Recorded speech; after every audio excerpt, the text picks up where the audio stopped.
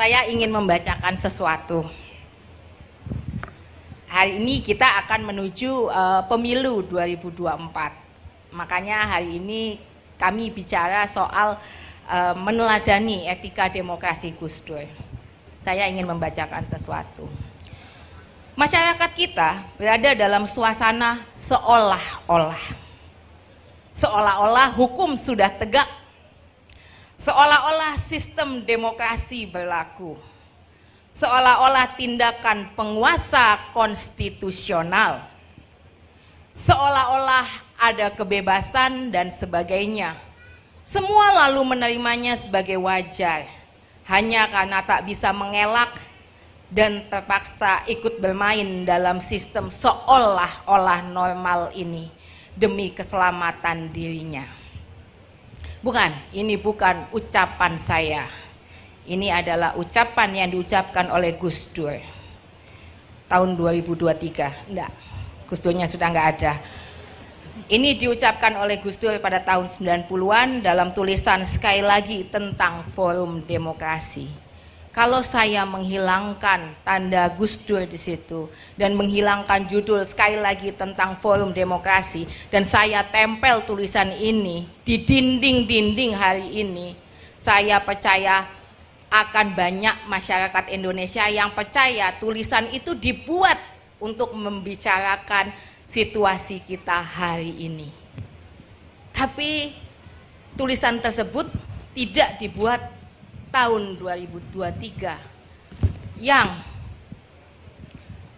sayangnya atau ironisnya tulisan tersebut tetap berlaku hingga hari ini.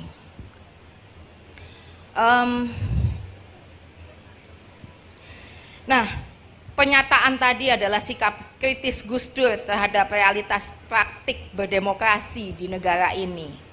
Para founding father sudah sepakat. Demokrasi adalah sistem yang dipilihkan mereka untuk negara ini demi kedaulatan rakyat. Tapi pada kenyataannya demokrasi sudah berjalan atau seolah-olah berjalan. Berbagai upaya menjalankan demokrasi sudah berusaha dijalankan oleh kita bersama. Tapi apa kedaulatan rakyat sudah betul-betul kita rasakan?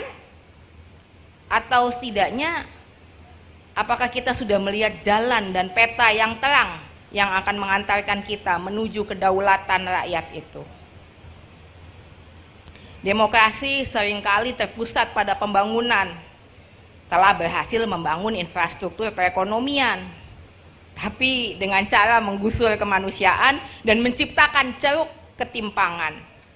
Demokrasi sejauh ini telah mempersenjatai negara untuk berhadapan dengan rakyatnya.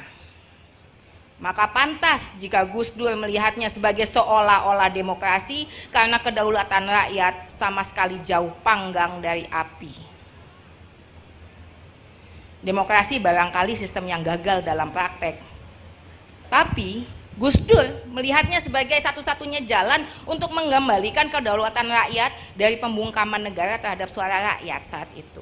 Bahkan kekerasan negara terhadap warganya. Itu sebabnya pada periode 70, 80, 90 Gus Dur menjajakan gagasannya dari kampung ke kampung, dari kota ke kota, mengenalkan berbagai wacana yang menumbuhkan dinamika intelektual.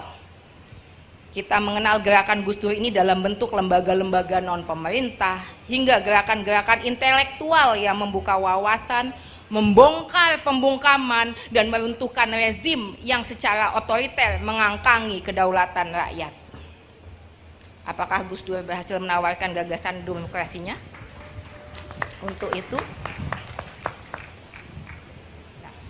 Untuk memahami apa yang sebenarnya diperjuangkan oleh Gus Dur, yuk kita lihat pertanyaan hari ini. Apabila situasi hari ini seperti apa yang dikatakan Gus Dur pada masa lalu sebenarnya apa sih kontribusi Gus Dur terhadap demokrasi?